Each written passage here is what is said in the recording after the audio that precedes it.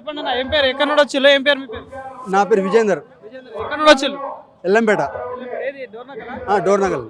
So ఎట్లా ఉంది మరి పాలన ఎట్లా అనిపిస్తుంది కాంగ్రెస్ ఏమున్నది, రైతులు మొత్తం ఆత్మహత్య చేసుకునే పరిస్థితిలో ఉన్నారు. 500 బోనస్ ఇస్తామని చెప్పి ఇవ్వట్లేదు, కరెంటు సరిగా లేదు, మోటార్లు కాలుతున్నాయి, ట్రాన్స్ఫార్మర్లు కాలుతున్నాయి. ఇంకా 4 ఏళ్ళు ఉంటే రైతులకు ఆత్మహత్య తప్ప వేరే మార్గమే లేదు.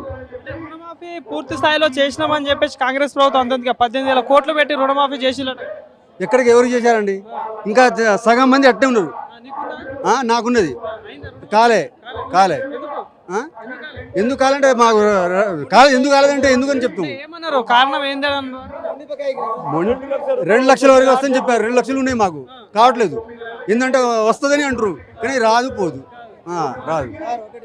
ముండిబకాయ అని అంటారు. ముండిబకాయ రాష్ట్రంలో ముండిబకాయ ఉండడానికి కారణం ఏంటి? రైతులు రుణాలు కట్టుకోలేకనే కదా పరిస్థితి. దానివల్లనే ముండిబకాయ అయింది కదా. చేతనైన వాడైతే ముఖ్యమంత్రి అయితే ముండిబకాయలు ఉన్న వాటిని మాఫీ చేయాలి. ఒక రైతు ఆ రుణాలని మాఫీ చేయకుండా ఉండడానికి, కట్టకుండా ఉండడానికి కారణం ఏంటంటే వాడు కట్టలేని స్తోమతలో ఉన్నాడు కాబట్టి వాటిని గవర్నమెంట్ కట్టుకోవాలి. కాంగ్రెస్ గవర్నమెంట్ 2 లక్షల రూపాయలు కడతానని చెప్పిండు కదా, 100% కట్టాలి.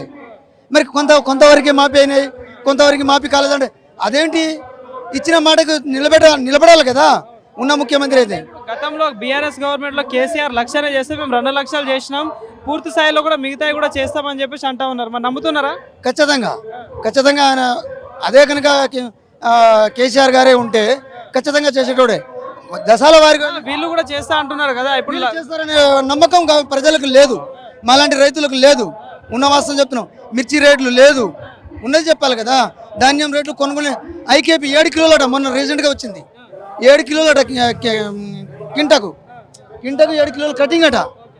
అలాంటప్పుడు మాలాంటి ఈ బంజారాలో, ఈ డోర్నగలే బంజారా, మేము సప్పో చేసి ధాన్యం పండించుకున్నాం, కౌలు గీవులు చేసి పండిస్తున్నాం. వాటికి ఐకేపీలో పెడితే వాళ్ళు కింటకు 7 కిలోలని కట్ చేసుకుంటారు. అవును, 100%. అవునండి, కట్ చేస్తున్నారు కాబట్టి చెప్తున్నాం కదా. మరి ఇక్కడ ఎవరికైనా అధికారులకు ఎందుకు కట్ చేస్తారు ఏందని అడిగి చెప్పాం, పట్టించుకునే వాళ్ళే లేరు కదా, పట్టించుకునే వాళ్ళే లేరు. అవును, వాస్తవం. మరి రైతు రాజ్యం ప్రజాపాలన కాంగ్రెస్ ప్రభుత్వం అని చెప్పేసి అంటా ఉన్నారు, ఏమైనా కనిపిస్తుంది అట్లా? ఏంటండి రైతు రాజ్యం ఇది కాంగ్రెస్ ప్రభుత్వం అంటే రైతుల కోసం వచ్చిన గవర్నమెంట్, ప్రజాపాలన అందిస్తున్నాం అని చెప్పేసి అంటా ఉన్నారు. దేశ చరిత్రలోనే కాంగ్రెస్ పార్టీ పుట్టినప్పటి నుంచే ఉన్నది. ఏమని? ఇది రైతుల కాంగ్రెస్ పార్టీ కాదు, ఇది రైతులను దోచుకుని తినే పార్టీ, ఇది 100% ఇది. అవునండి, స్టేట్లో ఇప్పుడు రుణమాఫీ అన్నారు, చేశారా? లేదు. 18,000 కోట్లు చేసిన బంధు కూడా లేదు కదా.